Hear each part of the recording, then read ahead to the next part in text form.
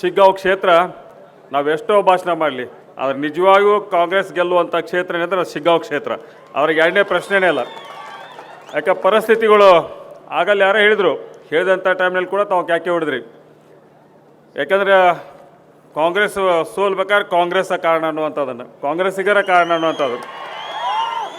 ಯಾಕೆ ಭಾಳ ಸೂಕ್ಷ್ಮತೆಯಿಂದ ನೋಡಿದಂಥ ಟೈಮಲ್ಲಿ ನಮ್ಮೆಲ್ಲ ಮುಖಂಡರಿಗೆ ಕೂಡ ಫಸ್ಟ್ ತಮ್ಮ ಮುಖಾಂತರ ವಿನಂತಿ ಮಾಡ್ಕೊಳ್ಳೋದು, ನಾವು ಆಸ್ಪಿರೆಂಟ್ಸ್ ಎಷ್ಟೋ ಮಂದಿ ನಾವು ಟಿಕೆಟ್ ಕೇಳ್ತಿರ್ಬೋದು ಕರೆ, ಆ ಟಿಕೆಟ್ ಸಿಗೋದು ಈಗಾಗಲೇ ಭಾಳ ಮಂದಿ ಹೇಳ್ಯಾರ ಒಬ್ಬರಿಗೆ ಟಿಕೆಟ್ ಸಿಗೋದು.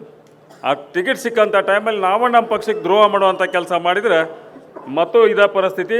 ನಾವು ಮತ್ತೇನೋ ಒಂದು ಸುಮ್ಮನೆ ಸೋತವ್ರು ಒಂದು ಕಡೆ ಅಡ್ಡಾಡ್ತಿರ್ತೀವಿ, ಅವ್ರು ಒಂದು ಕಡೆ ಅಡ್ಡಾಡೋದು ಬೇರೆ. ನೀವು ಮುಖಂಡರಿಸ್ಕೋ ಪರಿಸ್ಥಿತಿ, ನಮ್ಮ ಕಾರ್ಯಕರ್ತರ ಪರಿಸ್ಥಿತಿ ಅಧೋಗತಿಗೆ ಹೋಗ್ತದೆ. ನಾವೆಲ್ಲರೂ ವೇದಿಕೆ ಮ್ಯಾಗಿದ್ದವ್ರು ನೆನಪಿಟ್ಕೋಬೇಕಿದ್ದೀನಿ. ನಮ್ಮ ಕಾರ್ಯಕರ್ತರ ಪರಿಸ್ಥಿತಿ ಅಧೋಗತಿ. ಸಹಜವಾಗಿ ಕೆಲವೊಂದು ಸಮಾಜಗಳನ್ನು ನಾವು ವಿಚಾರ ಮಾಡಿದಂಥ ಟೈಮಲ್ಲಿ ಯಾರ ಮನೆಗೆ ಹೋಗ್ಬೇಕು ಅವರು, ಇವತ್ತು ಅದನ್ನು ನಾವು ಅರ್ಥ ಮಾಡ್ಕೋಬೇಕೈತಿ. ಯಾರ ಮನೆಗೆ ಹೋಗ್ಬೇಕು, ಯಾರ ಹತ್ರ ಅವ್ರ ಕೆಲಸ ಕೇಳಬೇಕು. ಒಂದು ದವಾಖಾನಿಗೆ ಫೋನ್ ಮಾಡ್ಸೋಕ್ಕಾಗಲ್ಲ, ಒಂದು ತಹಸೀಲ್ದಾರಿಗೆ ಫೋನ್ ಮಾಡ್ಸೋಕ್ಕಾಗಂಗಿಲ್ಲ. ಅವ್ರ ಪರಿಸ್ಥಿತಿಗಳನ್ನ ನೋಡಿಬಿಟ್ರೆ ನಿಜವಾಗಿಯೂ ಎಷ್ಟೋ ಮಂದಿ ನನಗೆ ಫೋನ್ ಮಾಡ್ತಿರ್ತಾರೆ. ನಾ ಹಂಗೆ ತಹಸೀಲ್ದಾರ್ಗೆ, ಕಿಮ್ಸ್ಗೆ ಎಲ್ಲಿ ಅವ್ರು ಫೋನ್ ಮಾಡ್ತಾರೆ ಎಲ್ಲ ಕಡೆ ಹೇಳಿ ಮಾಡಿಸ್ಕೊಟ್ಟಿರ್ತೇನೆ ಕೆಲಸ. ಅದರ ಪರಿಸ್ಥಿತಿ ಇದಾಗಬಾರ್ದು. ಇದು ಕೊನೆ ಆಗ್ಬೇಕು. ಕೊನೆ ಆಗ್ಬೇಕು. ಯಾಕಂದ್ರೆ ಸಹಜವಾಗಿ ಮುಂದಿದ್ದಂಥವ್ರು ಕೂಡ ಆರ್ಥಿಕವಾಗಿ ಸಾಕಷ್ಟು ಸಬಲರಿರ್ತಾರೆ. ಆ ಶಕ್ತಿ ನಮ್ಮ ಹತ್ರ ಇಲ್ಲ. ಅದನ್ನು ಕೂಡ ನಾವು ಹೋಲ್ಕೆ ಮಾಡಬೇಕು. ಇವತ್ತು ರಾಜಕಾರಣ ವ್ಯವಸ್ಥೆ ಒಂದು ವ್ಯಾಪಾರಿ ವ್ಯವಸ್ಥೆ ಆದಂಗೆ ಆಗೈತೆ ಇವತ್ತು ರಾಜಕಾರಣ ವ್ಯವಸ್ಥೆ ಕೂಡ. ಯಾಕೆ ಎಲ್ಲಿ ದುಡ್ಡು ಅಲ್ಲೇ ಓಟ್ ಅನ್ನುವಂಗೆ ಆಗೈತೆ ಇವತ್ತು ಪರಿಸ್ಥಿತಿ. ದಯವಿಟ್ಟು ಅದನ್ನು ಕೂಡ ಗಮನ ಇಟ್ಕೋಬೇಕಾಗತ್ತೆ ಇವತ್ತು ತಾವೆಲ್ಲ. ಯಾಕಂದ್ರೆ ನಮ್ಮ ಪಕ್ಷ, ನೀವು ಉಳಿದಂಥ ಪಕ್ಷಗಳಿಗೆ ನಮ್ಮ ಪಕ್ಷ ತೋಲನೆ ಮಾಡಿದ್ರೆ ಹಿಂದೆ ಜಾತ್ಯತೀತ ಜನತಾದಳ ಅಂತಿತ್ತು, ಇವತ್ತು ಜಾತ್ಯತೀತ ಹೋತದು. ಅದೆಲ್ಲಿ ಹೋತು ಇವತ್ತು? BJP ಅವ್ರು ಕುಡ್ಕೊಂಡ್ಬಿಟ್ರಿ. ಇನ್ನೆಲ್ಲಿ ಜಾತ್ಯತೀತ ನೋಡಿದಲ್ಲಿ ಪರಿಸ್ಥಿತಿ. ಇವತ್ತು ಇಡೀ ಕರ್ನಾಟಕ ಅಲ್ಲ, ಇಡೀ ಭಾರತದಲ್ಲಿ ಜಾತ್ಯತೀತ ಪಕ್ಷ ಅಂತ ಹೇಳಿದ್ರೆ ಅದು ಕಾಂಗ್ರೆಸ್ ಪಕ್ಷ ಅನ್ನೋದು ಮನೆ ತಾವೆಲ್ಲರೂ ಗಮನದಾಗ ಇಟ್ಕೊಂಡ್ಬಿಟ್ರಿ. ಇವತ್ತು ಆ ಪಕ್ಷ ನಾವು ಉಳಿಸ್ಬೇಕಂತಂದ್ರೆ ನಮ್ಮಲ್ಲಿದ್ದಂಥ ಮನಸ್ಸಾಗಿದ್ದಂಥ ಎಲ್ಲ ಯಾರಿಗೂ ಆಸ್ಪಿರೆಂಟ್ ಆಗ್ರಿ. ನನಗೆ ಕೂಡ ಹೋಸಲ ನಿಂದ್ರ ಅಂತೇಳಿ ನಮ್ಮ ಪಕ್ಷ ಮುಖಂಡರೇ ಹೇಳಿದ್ರು, ಅವತ್ತು ಎಲ್ಲ ಹಿರಿಯರು ಹೇಳಿದ್ರು ನಿಂದ್ರ ಅಂತೇಳಿ. ಆದರೂ ಅಲ್ಲಿ ಫಸ್ಟ್ ಪ್ರಾಧಾನ್ಯತೆ ಅಲ್ಲಿ ಯಾರು ಅದಾರ ಅವ್ರಿಗೆ ಕೊಡ್ರಿ, ಅವ್ರು ಲೋಕಲ್ ಇದ್ದವ್ರಿಗೆ ಕೊಡ್ರಿ, ನನಗೇನು ನನ್ನ ಕ್ಷೇತ್ರದ ಅಲ್ಲಿ ಕೊಡ್ರಿ ಅಂತ ಹೇಳಿದೆ. ನಾನು ಕೊನೆಯ ಮಟ್ಟನೂ ಅದನ್ನೇ ಹೇಳಿದೆ. ಯಾಕಂದ್ರೆ ನನ್ನ ಕ್ಷೇತ್ರ ಇತ್ತು, ನನ್ನ ಬಿಟ್ಟು ಕ್ಷೇತ್ರ ಬಿಟ್ಟು ಬರುವಂಥ ನನಗೆ ಅವಶ್ಯಕತೆ ಇಲ್ಲ. ಇದ್ದಂಥವ್ರನ್ನ ಯಾರನ್ನ ಗೆಲ್ಲಿಸುವಂಥ ವ್ಯವಸ್ಥೆ ಮಾಡೋಣ ಅನ್ನುವಂಥದ್ದನ್ನು. ಬಟ್ ಪರಿಸ್ಥಿತಿ ನಮ್ಮ ಪಕ್ಷದಲ್ಲಿ ಇವತ್ತು ಉಳಿದಂಥ ಪಕ್ಷನ ನಮ್ಮ ಪಕ್ಷನ ತೋಲನೆ ಮಾಡಿದಂಥ ಟೈಮಲ್ಲಿ, ಹಿಂದಿನಿಂದ ಇತಿಹಾಸ ತೋರಿದಂಥ ಟೈಮಲ್ಲಿ, ಆಗಲ್ಲ ನಮ್ಮ ವಿನಯ್ ಕುಮಾರ್ ಸೊರಕೆ ಅವ್ರು ಹೇಳಿದ್ರು, ಇತಿಹಾಸ ಹೇಳಿದರು.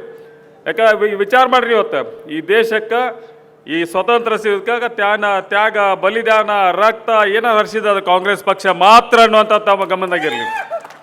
ಅವತ್ತಿನಿಂದ ಇವತ್ತಿಗೂ ನಿರಂತರವಾಗಿ. ಯಾಕಂದ್ರೆ ಬ್ರಿಟಿಷ್ ಅವತ್ತು ಬಿಟ್ಟು ಹೋದಂಥ ಟೈಮಲ್ಲಿ, ನಮಗೆ ಸ್ವತಂತ್ರ ಸಿಕ್ಕಂಥ ಟೈಮಲ್ಲಿ ನಮ್ಮ ಕೈಯಾಗ ಕೊಟ್ಟಿದ್ದು ಖಾಲಿ ತಾಟ್ ಕೊಟ್ಟೋಗಿದ್ರು ಅವತ್ತು ನಮ್ಮ ಕೈಯಲ್ಲಿ. ಏನಿತ್ತು ಅವತ್ತು? ನಾವು ಒಂದು 30-40 ವರ್ಷದಿಂದ ನೋಡಿದರೆ ಯಾರು ಇಡೀ ತಾಲೂಕದಾಗ ಒಂದು ಕಾರ್ ನೋಡಿದ್ರೆ ಭಾಳ ದೊಡ್ಡದು. ನಾವು ಒಂದು 30 ವರ್ಷದಿಂದ ಭಾಳ ಬೇಡ, ಒಂದು ಇಡೀ ತಾಲೂಕದಾಗ 1-2 ಶ್ರೀಮಂತರ ಮನ್ಯಾಗ ಕಾರ್ ನೋಡಿಬಿಟ್ರೆ ಭಾಳ ದೊಡ್ಡದು. ನಾವು ಬಸ್ ಸದ್ಯಕ್ಕೆ ನಮ್ಮ ಹಳ್ಳಿಗೆ ಬಂದಿದ್ದು ನೋಡಿದ್ದಿಲ್ಲ. ನಾವು ಇಲ್ಲಿ ಕುಂತಿರಗಡೆ ಮಂದಿ ಹಾಕ್ಕೊಳ್ಳೋಕೆ ಅರಿ ಬರ್ತಿರ್ಲಿಲ್ಲ. ಜೀತ ಪದ್ಧತಿ ಅವತ್ತಿನ ಪರಿಸ್ಥಿತಿ ಎಲ್ಲ ಸಮಾಜದ ಹಿಂದುಳಿದ ಸಮಾಜಗಳ ಪರಿಸ್ಥಿತಿ ಅಂದರೂ ಅತ್ಯಂತ ಗಂಭೀರವಾದಂಥ ಪರಿಸ್ಥಿತಿಗಳು. ಹಂತವಾಗಿ ಕಾಂಗ್ರೆಸ್ ಪಕ್ಷ ಇವತ್ತು ದೇಶವನ್ನು ಕಟ್ಟೋದ್ರ ಮುಖಾಂತರ. ಯಾಕಂದ್ರೆ ಯಾರು ಇವತ್ತು ಇವ್ರು ಹಂಗೆ ಸಾಕಷ್ಟು ಜನ ಮಾತಾಡ್ತಾರೆ BJP ಅವರು. ಕಾಂಗ್ರೆಸ್ 70 ವರ್ಷ ಏನು ಮಾಡಿತ್ತು ನಿಮ್ಗೆ ಹಿಂದೆ ಕೂಡ ಒಂದು ಸಲ ಹೇಳಿದ್ದೆ ನಾನು. ನಿಮ್ಮೂರಿಗೆ ಬಸ್ ಮಾಡಿದ್ಯಾರು, ನಿಮ್ಮೂರಿಗೆ ಊರೂರಿಗೆ ಕರೆಂಟ್ ಕಂಬ ಹಾಕಿದ್ಯಾರು, ಇಷ್ಟೆಲ್ಲ ಲಕ್ಷಾಂತರ ಕಿಲೋಮೀಟರ್ ರೈಲ್ವೆ ಲೈನ್ ಹಾಕಿದ್ಯಾರು, ಊರೂರಿಗೆ ನಿಮ್ಮನ್ನು ದವಾಖಾನೆ ಕಟ್ಟಿದ್ಯಾರು, ಇವತ್ತು ಶಾಲೆಗಳ ಶಿಕ್ಷಣವನ್ನು ಕೊಟ್ಟಿದ್ಯಾರು, ಇವತ್ತು ಇಷ್ಟು ಇಂಜಿನಿಯರಿಂಗ್ ಕಾಲೇಜು, ಮೆಡಿಕಲ್ ಕಾಲೇಜು, ಈ ಹುಬ್ಬಳ್ಳಿ ಕಿಮ್ಸ್ ಇವ್ರು ಕಟ್ಟಿದ್ರ?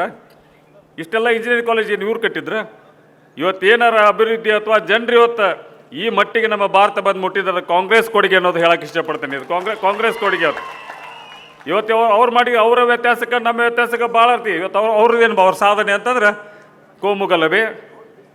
ನೋಡ್ರಿ ನೀವು ಇದ್ದಂಥ ನಮ್ಮ ಸರ್ಕಾರಿ ಆಸ್ತಿಗಳು ಯಾವಿದ್ದು ಅಷ್ಟು ಆಸ್ತಿಗಳೇನು ಅದಾನಿಗೆ ಅಂಬಾನಿಗೆ.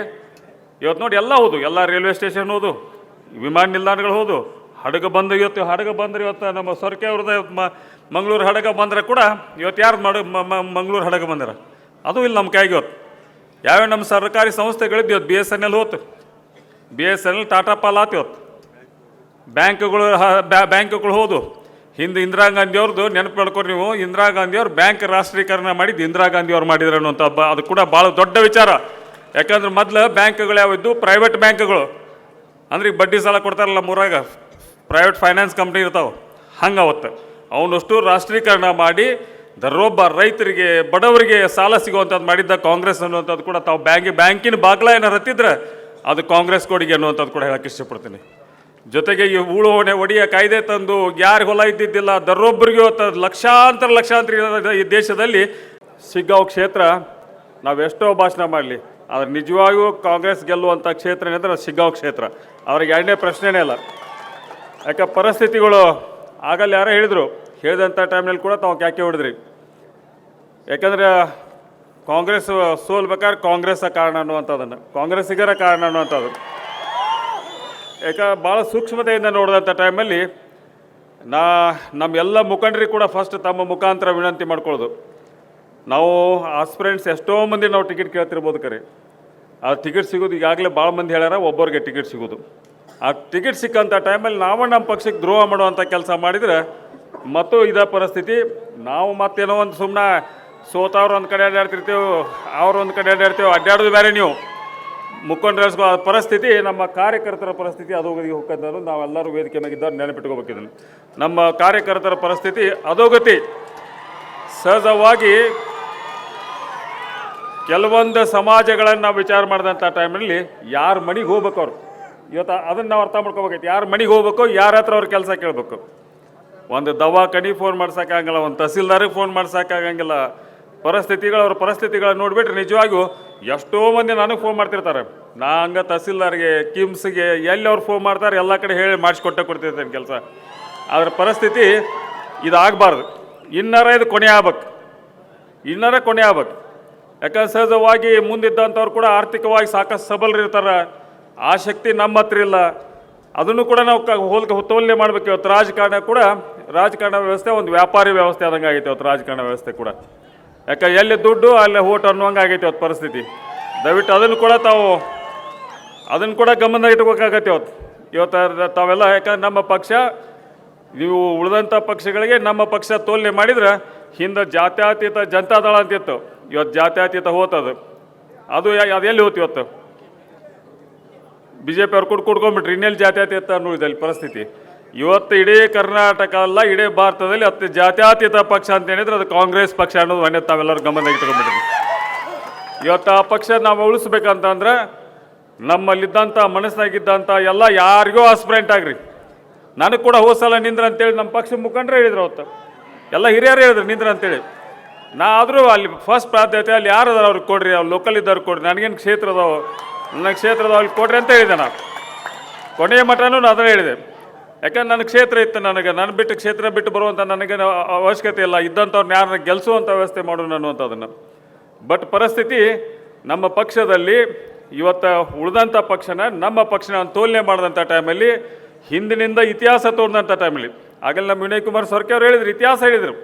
ಯಾಕಂದ್ರೆ ವಿಚಾರ ಮಾಡಿರಿ, ಇವತ್ತು ಈ ದೇಶಕ್ಕೆ ಈ ಸ್ವತಂತ್ರ ಸಿಗೋದಕ್ಕೆ ತ್ಯಾಗ ಬಲಿದಾನ ರಕ್ತ ಏನೋ ಹರಿಸಿದ ಅದು ಕಾಂಗ್ರೆಸ್ ಪಕ್ಷ ಮಾತ್ರ ಅನ್ನುವಂಥದ್ದು ತಮ್ಮ ಗಮನದಾಗಿರಲಿ. ಅವತ್ತಿನಿಂದ ಇವತ್ತಿಗೂ ನಿರಂತರವಾಗಿ. ಯಾಕಂದ್ರೆ ಬ್ರಿಟಿಷ್ ಅವತ್ತು ಬಿಟ್ಟು ಹೋದಂಥ ಟೈಮಲ್ಲಿ ನಮಗೆ ಸ್ವತಂತ್ರ ಸಿಕ್ಕಂಥ ಟೈಮಲ್ಲಿ ನಮ್ಮ ಕೈಯಾಗ ಕೊಟ್ಟಿದ್ದು ಖಾಲಿ ತಾಟ್ ಕೊಟ್ಟೋಗಿದ್ರು ಅವತ್ತು ನಮ್ಮ ಕೈಯಲ್ಲಿ. ಏನಿತ್ತು ಅವತ್ತು? ನಾವು ಒಂದು 30-40 ವರ್ಷದಿಂದ ನೋಡಿದರೆ ಯಾರು ಇಡೀ ತಾಲೂಕದಾಗ ಒಂದು ಕಾರ್ ನೋಡಿದ್ರೆ ಭಾಳ ದೊಡ್ಡದು. ನಾವು ಒಂದು 30 ವರ್ಷದಿಂದ ಭಾಳ ಬೇಡ, ಒಂದು ಇಡೀ ತಾಲೂಕದಾಗ ಒಂದೋ ಎರಡೋ ಶ್ರೀಮಂತರ ಮನ್ಯಾಗ ಕಾರ್ ನೋಡಿಬಿಟ್ರೆ ಭಾಳ ದೊಡ್ಡದು. ನಾವು ಬಸ್ ಸದ್ಯಕ್ಕೆ ನಮ್ಮ ಹಳ್ಳಿಗೆ ಬಂದಿದ್ದು ನೋಡಿದ್ದಿಲ್ಲ. ನಾವು ಇಲ್ಲಿ ಕುಂತಿರಗಡೆ ಮಂದಿ ಹಾಕ್ಕೊಳ್ಳೋಕೆ ಅರಿ ಬರ್ತಿರ್ಲಿಲ್ಲ. ಜೀತ ಪದ್ಧತಿ ಅವತ್ತಿನ ಪರಿಸ್ಥಿತಿ ಎಲ್ಲ ಸಮಾಜದ ಹಿಂದುಳಿದ ಸಮಾಜಗಳ ಪರಿಸ್ಥಿತಿ ಅಂದರೂ ಅತ್ಯಂತ ಗಂಭೀರವಾದಂಥ ಪರಿಸ್ಥಿತಿಗಳು. ಹಂತವಾಗಿ ಕಾಂಗ್ರೆಸ್ ಪಕ್ಷ ಇವತ್ತು ದೇಶವನ್ನು ಕಟ್ಟೋದ್ರ ಮುಖಾಂತರ. ಯಾಕಂದ್ರೆ ಯಾರು ಇವತ್ತು ಇವ್ರು ಹಂಗೆ ಸಾಕಷ್ಟು ಜನ ಮಾತಾಡ್ತಾರೆ BJP ಅವರು. ಕಾಂಗ್ರೆಸ್ 70 ವರ್ಷ ಏನು ಮಾಡಿತ್ತು ನಿಮ್ಮ ಹಿಂದೆ ಕೂಡ ಒಂದು ಸಲ ಇದ್ದೆ ನಾನು. ನಿಮ್ಮೂರಿಗೆ ಬಸ್ ಮಾಡಿದ್ಯಾರು, ನಿಮ್ಮೂರಿಗೆ ಊರೂರಿಗೆ ಕರೆಂಟ್ ಕಂಬ ಹಾಕಿದ್ಯಾರು, ಇಷ್ಟೆಲ್ಲ ಲಕ್ಷಾಂತರ ಕಿಲೋಮೀಟರ್ ರೈಲ್ವೆ ಲೈನ್ ಹಾಕಿದ್ಯಾರು, ಊರೂರಿಗೆ ನಿಮ್ಮನ್ನು ದವಾಖಾನೆ ಕಟ್ಟಿದ್ಯಾರು, ಇವತ್ತು ಶಾಲೆಗಳ ಶಿಕ್ಷಣವನ್ನು ಕೊಟ್ಟಿದ್ಯಾರು, ಇವತ್ತು ಇಷ್ಟು ಇಂಜಿನಿಯರಿಂಗ್ ಕಾಲೇಜು ಮೆಡಿಕಲ್ ಕಾಲೇಜು ಈ ಹುಬ್ಬಳ್ಳಿ ಕಿಮ್ಸನ್ನು ಇವ್ರು ಕಟ್ಟಿದ್ರ? ಇಷ್ಟೆಲ್ಲ ಇಂಜಿನಿಯರಿಂಗ್ ಕಾಲೇಜ್ ಏನು ಇವ್ರು ಕಟ್ಟಿದ್ರ? ಇವತ್ತು ಏನಾರ ಅಭಿವೃದ್ಧಿ ಅಥವಾ ಜನರು ಇವತ್ತು ಈ ಮಟ್ಟಿಗೆ ನಮ್ಮ ಭಾರತ ಬಂದು ಮುಟ್ಟಿದ್ರೆ ಕಾಂಗ್ರೆಸ್ ಕೊಡುಗೆ ಅನ್ನೋದು ಹೇಳಕ್ಕೆ ಇಷ್ಟಪಡ್ತೀನಿ. ಇದು ಕಾಂಗ್ರೆಸ್ ಕೊಡುಗೆ ಅದು. ಇವತ್ತು ಅವ್ರು ಮಾಡಿ ಅವರ ವ್ಯತ್ಯಾಸಕ್ಕೆ ನಮ್ಮ ವ್ಯತ್ಯಾಸಕ್ಕೆ ಭಾಳ ಇರ್ತೀವಿ. ಇವತ್ತು ಅವ್ರದ್ದೇನು ಅವ್ರ ಸಾಧನೆ ಅಂತಂದ್ರೆ ಕೋಮುಗಲಭೆ. ನೋಡ್ರಿ ನೀವು ಇದ್ದಂಥ ನಮ್ಮ ಸರ್ಕಾರಿ ಆಸ್ತಿಗಳು ಯಾವಿದ್ದು ಅಷ್ಟು ಆಸ್ತಿಗಳೇನು ಅದಾನಿಗೆ ಅಂಬಾನಿಗೆ. ಇವತ್ತು ನೋಡಿ ಎಲ್ಲ ಹೋದು, ಎಲ್ಲ ರೈಲ್ವೆ ಸ್ಟೇಷನ್ ಹೋದು, ವಿಮಾನ ನಿಲ್ದಾಣಗಳು ಹೋದು, ಹಡಗು ಬಂದು ಇವತ್ತು ನಮ್ಮ ಸೊರಕೆ ಅವ್ರದ್ದು ಮಂಗಳೂರು ಹಡಗ ಬಂದರೆ ಕೂಡ ಇವತ್ತು ಯಾರು ಮಂಗಳೂರು ಹಡಗ ಬಂದಿರ ಅದು ಇಲ್ಲ ನಮ್ಮ ಕೈಗೆ. ಇವತ್ತು ಯಾವ್ಯಾವ ನಮ್ಮ ಸರ್ಕಾರಿ ಸಂಸ್ಥೆಗಳಿದ್ದು ಇವತ್ತು BSNL ಹೋತು, BSNL ಟಾಟಾ ಪಾಲ್ ಆತು. ಇವತ್ತು ಬ್ಯಾಂಕ್ಗಳು ಹೋದು. ಹಿಂದೆ ಇಂದಿರಾ ಗಾಂಧಿ ಅವ್ರದ್ದು ನೆನಪು ಮಾಡ್ಕೊರಿ ನೀವು. ಇಂದಿರಾ ಗಾಂಧಿ ಅವ್ರು ಬ್ಯಾಂಕ್ ರಾಷ್ಟ್ರೀಕರಣ ಮಾಡಿದ್ದು ಇಂದಿರಾ ಗಾಂಧಿ ಅವ್ರು ಮಾಡಿದ್ರು ಅನ್ನುವಂಥ ಅದು ಕೂಡ ಭಾಳ ದೊಡ್ಡ ವಿಚಾರ. ಯಾಕಂದ್ರೆ ಮೊದಲು ಬ್ಯಾಂಕ್ಗಳು ಯಾವಿದ್ದು ಪ್ರೈವೇಟ್ ಬ್ಯಾಂಕ್ಗಳು, ಅಂದ್ರೆ ಈಗ ಬಡ್ಡಿ ಸಾಲ ಕೊಡ್ತಾರಲ್ಲ ಮೂರಾಗ ಪ್ರೈವೇಟ್ ಫೈನಾನ್ಸ್ ಕಂಪ್ನಿ ಇರ್ತಾವೆ, ಹಂಗೆ ಅವತ್ತು ಅವನಷ್ಟು ರಾಷ್ಟ್ರೀಕರಣ ಮಾಡಿ ದರೊಬ್ಬ ರೈತರಿಗೆ ಬಡವರಿಗೆ ಸಾಲ ಸಿಗುವಂಥದ್ದು ಮಾಡಿದ್ದ ಕಾಂಗ್ರೆಸ್ ಅನ್ನುವಂಥದ್ದು ಕೂಡ ತಾವು ಬ್ಯಾಂಕಿನ ಬಾಗ್ಲ ಏನಾರು ಹತ್ತಿದ್ರೆ ಅದು ಕಾಂಗ್ರೆಸ್ ಕೊಡುಗೆ ಅನ್ನುವಂಥದ್ದು ಕೂಡ ಹೇಳಕ್ಕೆ ಇಷ್ಟಪಡ್ತೀನಿ. ಜೊತೆಗೆ ಈ ಹೂಳು ಒಡೆಯ ಕಾಯ್ದೆ ತಂದು ಯಾರಿಗೆ ಹೊಲ ಇದ್ದಿದ್ದಿಲ್ಲ ದರೊಬ್ಬರಿಗೆ ಲಕ್ಷಾಂತರ ಈ ದೇಶದಲ್ಲಿ